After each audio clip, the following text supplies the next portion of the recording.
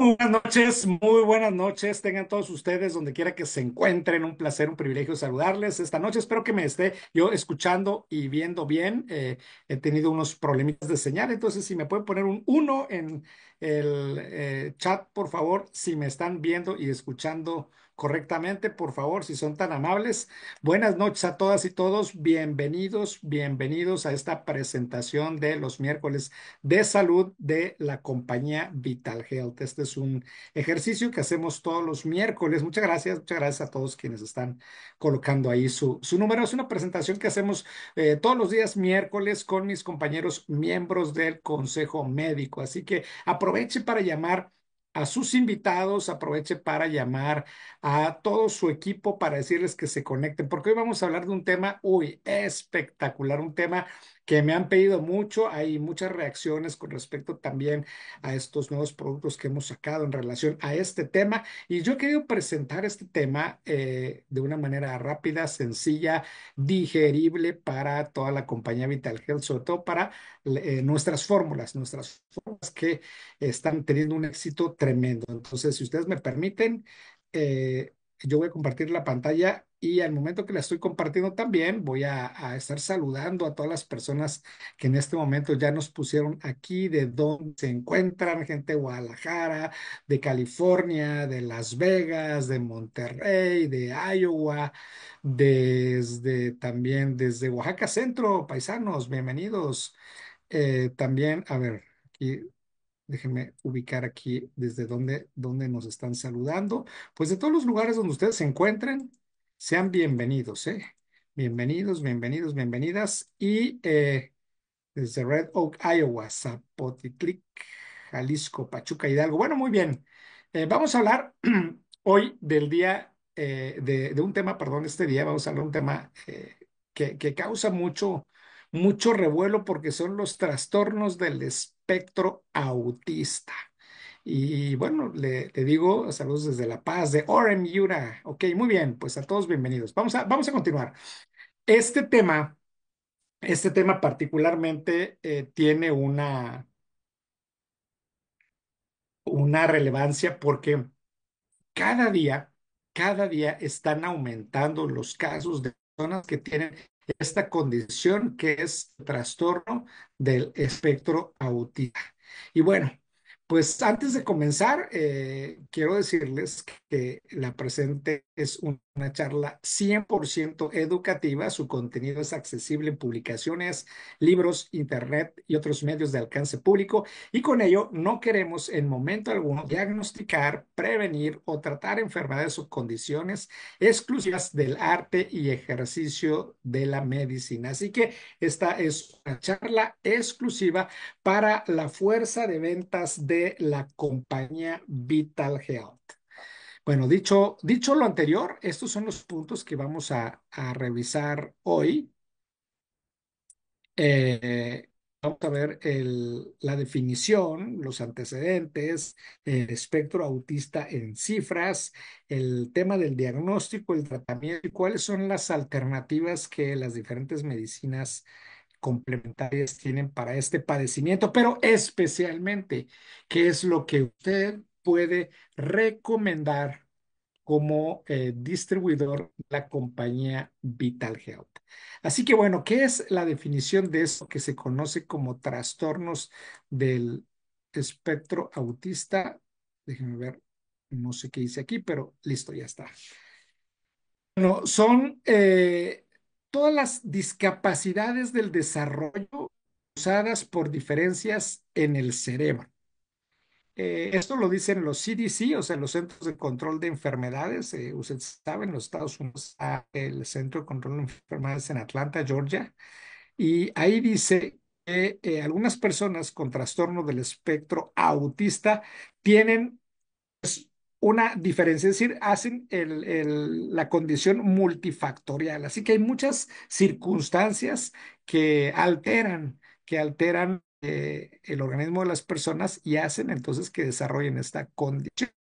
Pero lo grave es que ahí dice que no se conocen las causas y como siempre, pues lo atribuyen a una condición genética. Normalmente, pues la medicina clínica cuando no se explica el resultado de una condición, o bien dice que es autoinmune, o bien dice que es de origen genético. Y párale de contar, de contar.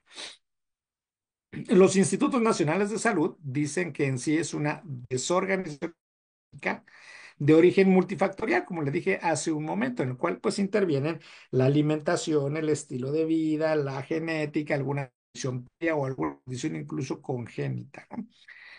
Y el desarrollo, dicen los institutos nacionales de salud, radica en los primeros años de vida. Así que es en los primeros años de vida cuando se eh, diagnostica principalmente el autismo. A ver, déjeme ver aquí el panel porque cambió la organización de la plataforma de Zoom y entonces me están saliendo aquí unas ventanitas, pero bueno, ya.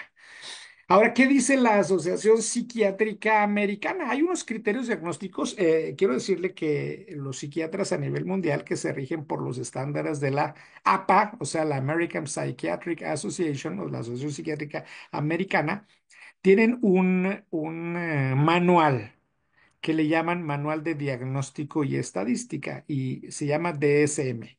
Es como, digamos, el, el, bueno, pues es como el instructivo y sobre todo el, ¿cómo le explico? Para ponérselo en un tema más sencillo, como si fuera una receta de cocina con los puntos, como el flow chart. O sea, por ejemplo, cuando usted se sube a un avión, el piloto toma una hojita y empieza a hacer un checklist de todos los sensores y todos los botoncitos que tiene que apretar y que den en positivo para poder arrancar el avión. Y así, lo mismo aquí. Este libro es como una receta donde los psiquiatras van palomeando todas las condiciones de una persona para poder determinar si tiene una condición como tal o no. Y este manual de diagnóstico y estadística dice que para poder considerar o como un diagnóstico el trastorno del espectro autista, porque no es solamente que nos vamos a referir exclusivamente a lo que se considera como autismo, sino es un mosaico, un abanico, pues. Entonces, aquí dice que los síntomas deben de estar presentes en la primera fase del desarrollo. Aquí yo difiero porque hay personas que son autistas funcionales o que tienen diferentes, por ejemplo, el Asperger es una de las ramificaciones del trastorno por espectro autista y lo presentan personas adultas y que son completamente funcionales. Aquí, bueno, pues nos dice que deben estar desde la primera fase del desarrollo y que causen un impacto significativo en el ámbito social, laboral o en la vida diaria. Aquí yo también difiero. Así como difiero pero es lo personal, ese es mi criterio personal. Pero no, aquí yo tengo que poner lo que es público y que está aprobado por las autoridades sanitarias. Y entonces aquí dicen que causa un impacto significativo en todo el diario vivir, es decir, en la vida cotidiana, pero sobre todo en la parte social. Y aquí dicen los psiquiatras que se manifiesta hasta que existe el contacto social, que es cuando entonces empiezan a diagnosticarse estas condiciones. Pero en sí, ¿qué es el trastorno del espectro autista? Es una alteración del neurodesarrollo que se inicia en la infancia en tres áreas específicas, que sería comunicación y lenguaje, interacción social y aspectos conductuales, es decir, con patrones repetitivos y son restringidos, es decir, que algunas cosas no las llegan a desarrollar bien. Con eso, ¿no? Yo estoy haciendo un panorama general planteando el problema desde el aspecto médico, tanto del aspecto médico clínico como del aspecto médico alternativo, sin meterme en dos áreas fundamentales de las cuales tenemos súper experta consejo médico, como serían la nutrición y la psicología infantil enfocada en el desarrollo. Repito, vuelvo y repito, dirían en Colombia, solamente consigo la parte que atañe a mi expertise profesional. Ahora, el trastorno del espectro autista es un trastorno crónico, es decir, que la persona lo va a presentar durante mucho tiempo. ¿Cuánto? Las estadísticas de salud nos dicen que no desaparece a lo largo de la vida, pero se puede controlar. Y yo me atrevería a decir, en algunos casos, repito, como experiencia profesional, que pudiera haber incluso alguna remisión, pero esa es mi opinión profesional. Desde luego que lo que hagamos va a influir de muy importante en la calidad de vida de todas las personas. Exactamente, aquí ya me dijo David, el checklist y las cartas de navegación, exacto. Bueno, vamos a ver los antecedentes, ¿no? En 1911, un señor que se llamó Emilio Bleuler, en Francia, estudió diferentes casos sustituyendo algunos términos. Por ejemplo, había un término muy común que incluso todavía en los años 60, 50 y principios de los 60 todavía se manejaba. Yo me recuerdo eh, haber visto ese término en los libros, no recuerdo si de mi papá o de mi abuelo, pero en alguno de esos libros que tenían esa edición de los años 50 o quizás 60, tenía eso, hebefrenia, y se conoció como demencia precoz. Entonces, esto era para definir una serie de trastornos relacionados con enfermedades psicóticas, pero sobre todo conductuales en niños y jóvenes. Aquí en mi pantalla, queridos socios, me está saliendo una ventana que dice que la conexión de internet es inestable. No estoy en mi oficina, entonces, pues si se llega a pixelear la imagen o a distorsionar la voz, le rogaría a todos ustedes que pudieran hacérmelo saber. Entonces, en 1943, Leo Kanner, el doctor Leo Kanner, se considera padre del autismo, observó características especiales en niños y en niñas y también en adolescentes que no coincidían con trastornos conocidos en aquella época. ¿Cuáles eran los trastornos que en ese momento predominaban? Fíjese las fechas. Esto es interesante porque los que ya estamos en los 50, y yo le preguntaría a quienes están en la sala que tienen esta edad, si recuerdan si cuando iban en la primaria había niños autistas. Pues yo por lo pronto no recuerdo. Y yo le voy a preguntar a aquellos que tengan 70 y más que estén en la sala, si recuerdan cuando eran niños, si sus padres referían si había personas con demencia senil o Alzheimer. Pues la verdad es que yo le he preguntado a muchas personas de esa edad y me han dicho que no. Entonces, esto es interesante, incluso no de 70, de 60 y más. Y entonces, ¿por qué relaciono esto? ¿Por qué pongo este cuadro? Porque en ese momento sí, perdón, sí había una serie de condiciones médicas en los niños que, pues bueno, ya habían sido calificadas por Emilio Bleuler como la demencia precoz, la hebefrenia, que eran trastornos pues de la conducta, pero había retraso mental y obviamente el retraso mental está relacionado directamente con la nutrición. En algún momento mencionamos que Linus Pauling, doble premio Nobel de Química, decía que todo trastorno estaba relacionado con un déficit de minerales y de vitaminas incluso. Entonces, si no es así, en ese momento también predominaba el síndrome de Down, que es una trisomía, es un trastorno genético, y él encontró, Leo Kanner, que había otra cosa diferente, que no era lo que en ese momento la literatura médica de ese entonces lo reflejaba. Y entonces clasificó a esta condición como autismo infantil temprano. Después, más adelante, con esos estudios, Hans Asperger puso un término o hizo una propuesta de psicopatía autista, es decir, una condición de la psique, o sea, de la mente, pero con los estudios de Leo Kanner ya lo refirió como una psicopatía autista. Y desde entonces se ha manejado eso. obviamente ha ido evolucionando y seguramente aquí habrá expertos en salud mental que tendrán quizá una visión un poco más completa del trastorno desde aparte, pero nosotros hacemos un planteamiento general para que usted, que es parte de la fuerza de ventas de VitalHealth, comprenda el origen, comprenda las circunstancias y cuando le pregunten, pues pueda dar una recomendación, que de hecho esas son las funciones de los miércoles de salud. Entonces, aquí estoy leyendo todo lo que ustedes están mencionando. Muchas gracias. Bueno, ¿cuáles son las de este espectro autista?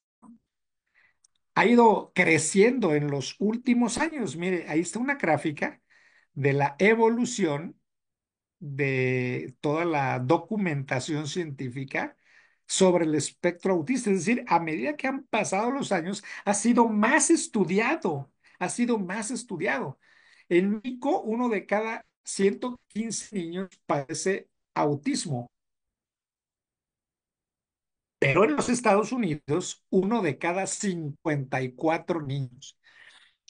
Y por ahí un maestro de naturopatía nos decía que uno de cada cuatro niños en los Estados Unidos tiene algún tipo de trastorno de espectro autista. No quiero decir autismo, algún tipo, desde el trastorno por déficit de atención, desde la hiperactividad, desde el Asperger hasta el autismo funcional.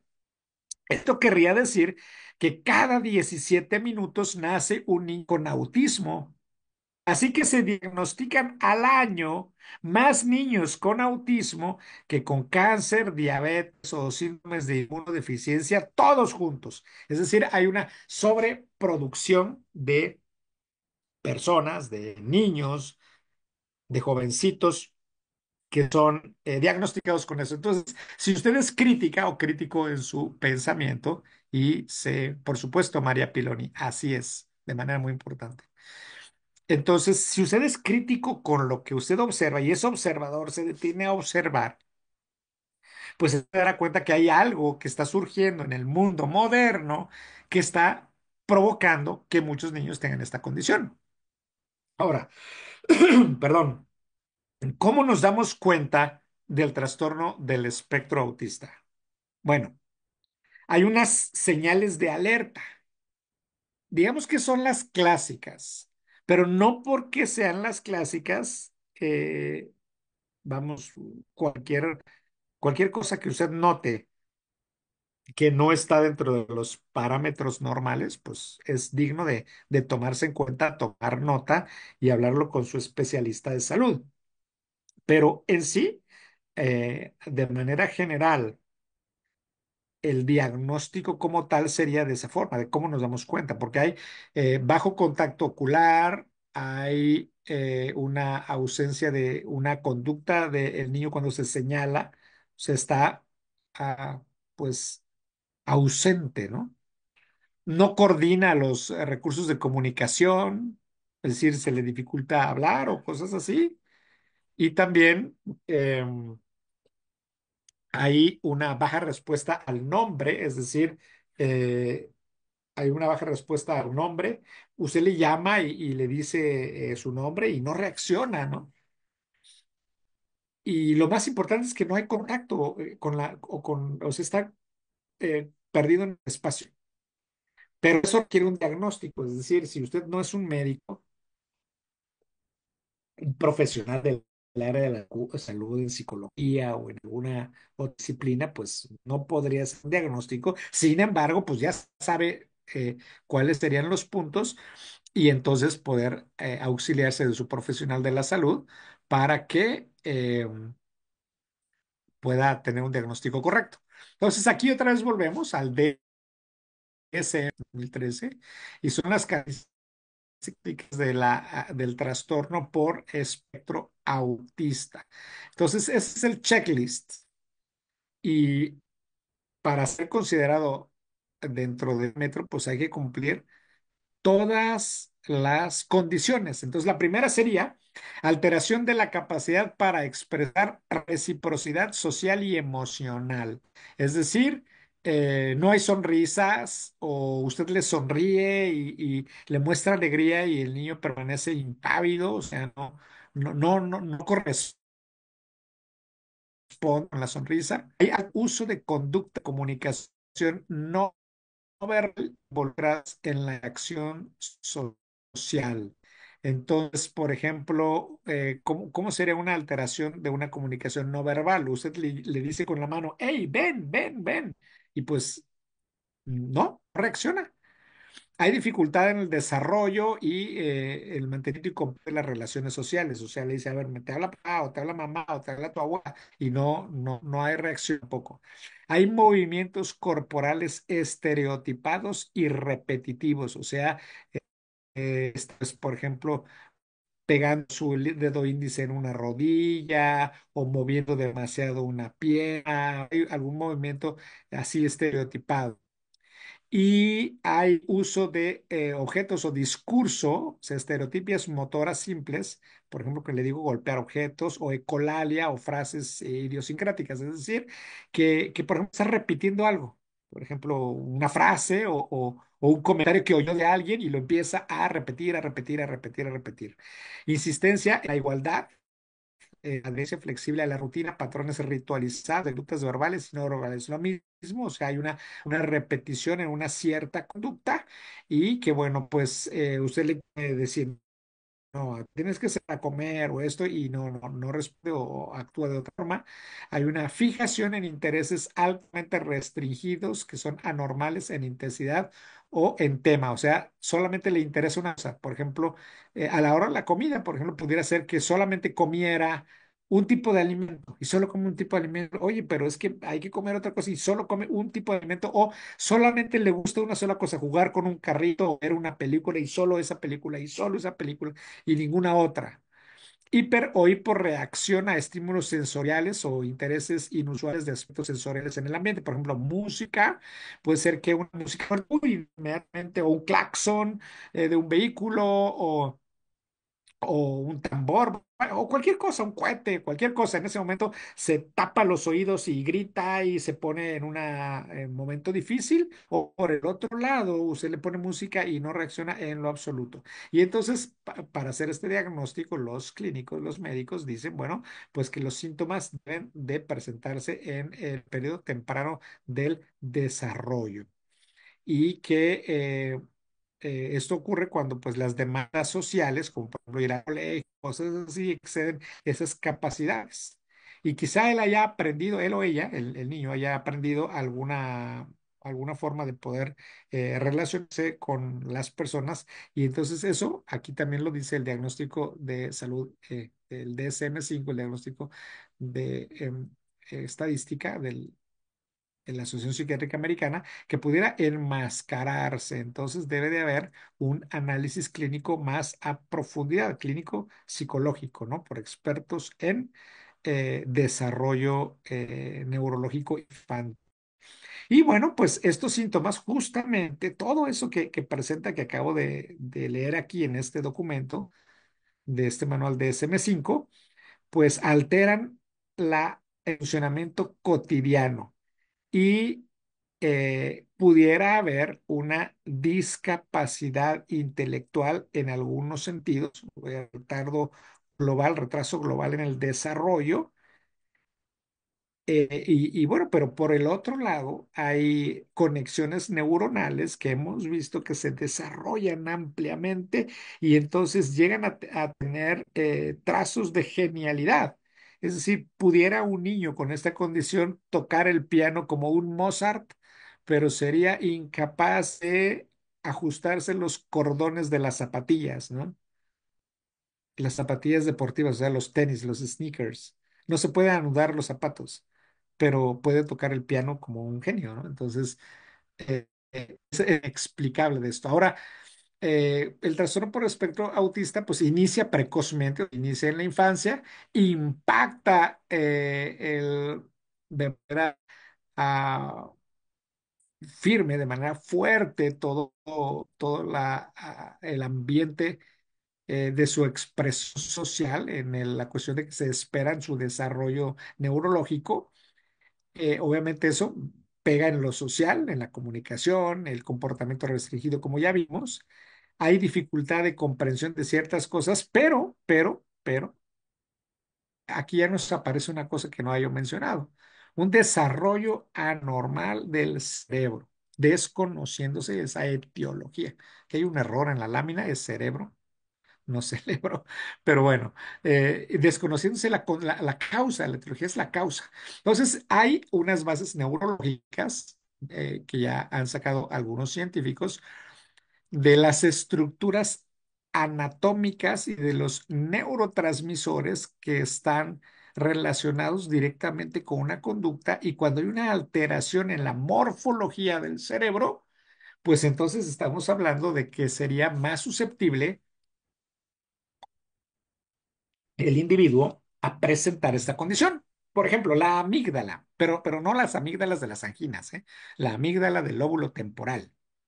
Es una estructura anatómica. Ahí es más pequeña y está asociada a emociones, sobre todo al control de agresividad. Por ejemplo, cuando yo era muy niño y escuchaba a mi abuelo, que era cirujano, y él decía que no había que sacar a los niños con forceps, porque los forceps presionan el lóbulo temporal.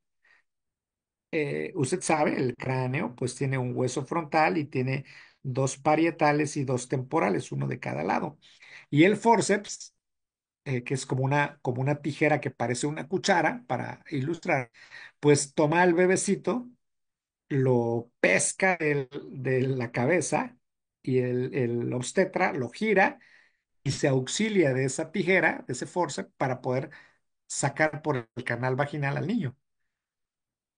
Ya casi no se usan, pero en su momento se usaron. Y justo ahí hay una estructura anatómica que es la amígdala del lóbulo temporal, que está directamente asociada a las emociones, y que cuando se presiona o se altera, uy, pues entonces vienen, incluso en casos muy graves, conductas antisociales y trastornos de... Así los berrinches se quedan cortos, o sea, las emociones están así en un estado superlativo.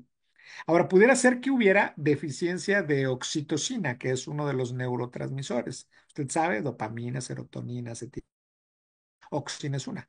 Y entonces la oxitocina está relacionada a las conductas sociales de confianza y afecto. O sea, cuando usted se siente bien, cuando usted genera placer y sonríe. Y, por ejemplo, la terapia de la risa hace que el cuerpo produzca oxitocina. Pero aquí la oxitocina está disminuida. Entonces usted ya va pensando, eh, aquí estoy leyendo todo lo que están poniendo, pero ahorita lo voy a leer al final. Ya está usted pensando en que, bueno, pues, ¿cómo nosotros hacemos que los neurotransmisores se mejoren con los productos de la compañía Vital Health que tenemos? Recuerde que esta es una charla pública y es una charla para la fuerza de ventas de la compañía Vital Health. Hay otra estructura anatómica que se llama el núcleo del pulvinar, que está relacionado a la respuesta emocional, y también hay alteraciones. Y desde luego hay una alteración que habría que verse en la neurología, en la neuroanatomía, para poder, en la bioquímica del cerebro, para trabajar el tema, por ejemplo, de la corteza prefrontal, donde está el pensamiento social, es decir, lo que nos hace analíticos, lo que nos permite el éxito en las relaciones sociales. Por otro lado, también estudios de estos científicos dicen que el surco temporal medio estaría alterado, porque ese surco temporal medio, aquí está mal escrito, de ser surco, no suro, están las áreas de reconocimiento de la expresión facial. Para quien tiene conocimiento en neuroanatomía, en neurofisiología, pues hay una estructura gráfica que se llama el homúnculo de Penfield, donde están, por ejemplo, ciertas partes del cerebro relacionadas con ciertas áreas de nuestro cuerpo. Y ahí está, en el sur temporal medio, el área del reconocimiento de la expresión facial. ¿Esto cómo se detecta? Pues usted entra a un comercio, a un almacén, y encuentra una señorita y la señorita le sonríe y usted le sonríe también, o está un caballero que le guiña el ojo y le dice buenos días, señorita, y usted es una dama, y usted le sonríe y dice hola. Ah, pues ese es el reconocimiento facial, ¿ve? Ahí usted tiene muy pronunciado ese surco temporal medio. Y por otro lado, se ha descubierto que los niños con trastornos del espectro autista tienen más grande y pesado el cerebro que el promedio del resto de los niños. Y esto lo han hecho pues con estudios de patología y de autopsias. Ahora, ¿qué es lo que los médicos dicen con respecto a esto? Recuerda que con mucho respeto mencioné hace un rato que si bien es cierto, en nuestro consejo médico tenemos expertos en diferentes áreas relacionadas que pueden tocar el tema, nosotros lo estamos viendo desde el aspecto, repito, desde nuestra eh, expertise profesional. Bueno, el, am, el tratamiento en general, fíjese lo que dice la Asociación de Psiquiatras, que no es la APA, sino esta es la, a la Asociación de Psiquiatras Clínicos. Entonces, aquí dice que no existe tratamiento que cure la condición del trastorno por el espectro autista, pero hay estrategias y métodos que permiten moderar, o sea, trabajar con la sintomatología no es otra cosa más que moderarla, ¿no? ¿Y cuáles serían las propuestas? Bueno, pues primero que nada y en primer término, ya lo sabe usted, el tratamiento farmacológico. Posteriormente, la educación, seguimiento neurológico y bueno, pues algo que llaman seguimiento ocupacional, pero que sería otra cosa como la psicoterapia que permitiera un mejor desenvolvimiento social y conductual del infante. Entonces, nosotros hemos visto que hay una propuesta alternativa a la medicación, porque estamos convencidos que eh, el resultado de ciertos ingredientes pueden tener una función muy similar a eh, los medicamentos clínicos y que pudiéramos nosotros comparar incluso el resultado que puede tener cada persona. Obviamente los resultados son individuales y en ningún momento estamos aquí dejen los medicamentos de las personas que ya han sido diagnosticadas con una condición. Entonces, ¿qué es lo que dicen los médicos al respecto? Bueno, primero que nada dan antipsicóticos como risperidona, como el aripiprazol, igual pudieran dar ketamina o pudieran dar alguna otra cosa de estas. Hay inhibidores de la recaptación de serotonina, como serían pues, los antidepresivos, ¿no? El- la, la fluoxetina, la duloxetina, etcétera. Hay estimulantes y otros medicamentos que se dan para casos de hiperactividad, por ejemplo, a niños así hiperactivos que tienen el trastorno por déficit de atención, pero con hiperactividad que ahora incluso, bueno, los últimos estudios ya no lo clasifican como tal, pues dan Ritalina, andan todos dopados, ¿no? Y por otro lado, se utilizan o se están usando unas secretinas que son medicamentos que nos ayudan para tratar problemas digestivos. Y es que aquí está la clave, en mi experiencia profesional con pacientes de esta naturaleza.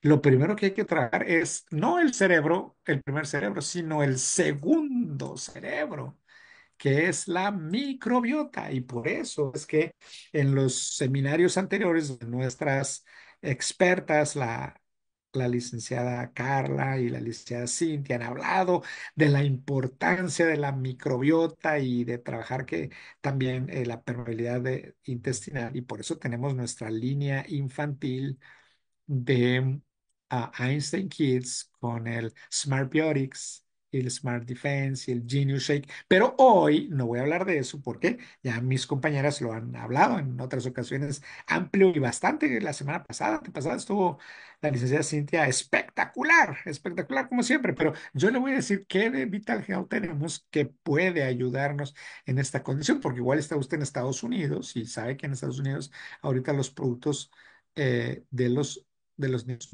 no los hemos tenido ahí, pero eh, esto es lo que estoy yo sugiriendo, que trajemos el Vitalife, el Neurocafé, el Fortiflora, el Glutathione, el Vitax, el Biomega 3 y el Biglucalos. ¿Por qué? Porque bueno, pues Neurocafé, ¿qué tiene? Neurocafé tiene prebióticos, tiene probióticos porque tiene inulina de alcachofa, tiene Bacillus coagulans, tiene ginseng, tiene Ganoderma, el reishi, que tiene, uy, ahí.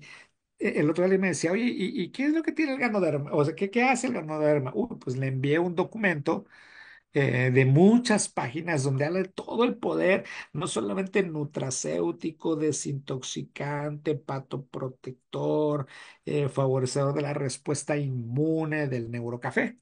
Por otro lado, lo más importante que necesitamos es nutrir ese cerebro. Necesitamos nutrirlo con omega 3 con ácidos grasos esenciales de salmón salvaje con astaxantina y tocotrienoles. Y esto es importantísimo porque el omega 3 no solamente es antiinflamatorio, no solamente es cardioprotector, sino que de manera muy importante va a nutrir el cerebro. Y muchos de esos padecimientos son por la desnutrición de la madre y la desnutrición del niño. Y cuando hablamos de desnutrición, no estamos hablando de que coma mal, porque la gente pues puede comer y comer en abundancia, pero no se está alimentando y menos nutriendo. Por otro lado, en mi práctica profesional, yo he visto que si nosotros regulamos el control del azúcar, nosotros vamos a tener un buen resultado. Y por eso proponemos glucalosa. Yo la tengo para más de una hora, casi 2 horas, porque empezamos a hablar de los químicos y venenos que los niños toman y que están relacionados directamente con el azúcar, los colorantes, los preservantes, ¿no? El amarillo 5, el amarillo 6, el rojo número 40, el azul número 1, el verde número 3, el glutamato monosódico. Entonces, todas esas cosas que alteran, que son neurotóxicos y que la gente lo da a los niños en juguitos y en todo tipo de bebidas azucaradas, pues esto incrementa el problema. Nosotros lo que tenemos que hacer es trabajar en la regulación del tema del azúcar, y los ingredientes de glucalos le van a ayudar a regular esos niveles: el ajo, nopal, chaya, centaura, berberina, fenogreco, arándano. Ahora que está en Estados Unidos, pues está el S-Balance, el Sugar Balance.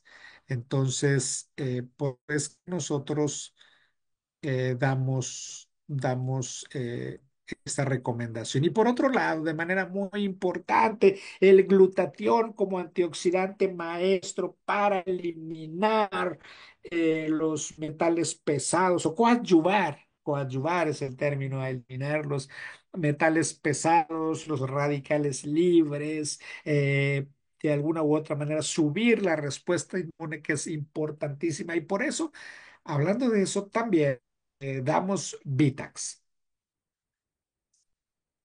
Vitax en Nico, pues es una combinación de vitaminas y minerales. Usted sabe, el organismo necesita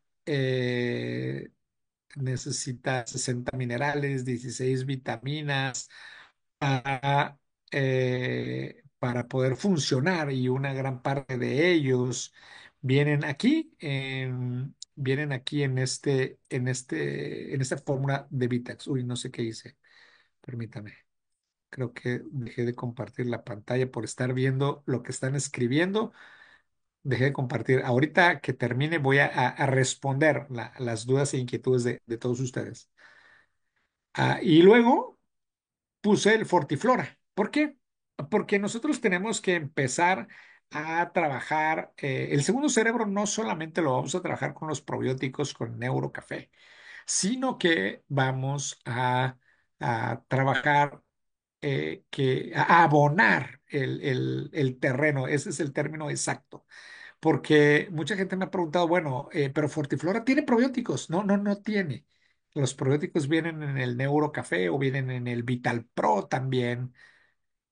De hecho, por ahí está yo leyendo una pregunta ¿qué pasa si no tomo café y necesito lo que tiene el Neurocafé? Bueno, toma el Vital Pro, porque el Vital Pro tiene el Ganoderma, tiene el ginseng, pero algo que no va a tener el Vital Pro es que tiene otras cosas poderosísimas, es el ácido fúlvico. Y ahorita está yo viendo que mucha gente está preguntando por el tema de las vacunas. Pues hay estudios que dicen que el ácido fúlvico elimina el óxido de grafeno de las vacunas y el neurocafé lo tiene. Pero regresamos a la fortiflora. La fortiflora va a abonar el terreno.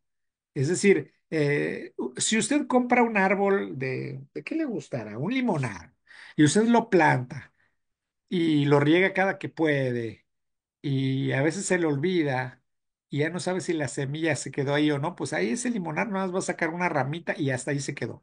Pero si usted empieza a ponerle buena semilla y empieza a ponerle un abono natural, orgánico y demás, pues ese limonar va a crecer enorme y va a dar buenos limones. Entonces, Fortiflora hace eso, pero además nos va a ayudar con un tema que es muy delicado, que es el tema del intestino permeable. Entonces, cuando hay intestino permeable, pues todo se cuela al sistema digestivo a través de esta barrera, que además los fosfolípidos de la membrana de las células que es grasa y eso al tomar nosotros el omega 3, por eso lo mencioné hace un rato, es importantísimo que no solamente es para el tema del sistema nervioso, sino que esos fosfolípidos se van a robustecer con nuestros ácidos grasos y van a impedir que esa membrana sea permeable y entonces que no solamente entren elementos nocivos como bacterias y virus, sino incluso hasta parásitos. Recuerda que las toxinas de los parásitos, pues, son neurotóxicas. Por eso, busque usted siempre un tratamiento de desparasitación, ya sea clínico o alternativo. Pero regreso con Fortiflora. Fortiflora, pues, nos va a ayudar a reparar esta parte y a servir como abono de la microbiota, o sea, perdón, de la flora bacteriana, que es justamente los probióticos que están en el neurocafé. Y luego, bueno, pues tenemos Vitalay, Vitalay extraordinario con esta mezcla maravillosa de elementos de la medicina tradicional mexicana, como el tumbabaquero, como la pasiflora, la valeriana y también el té verde de la medicina china y la menta.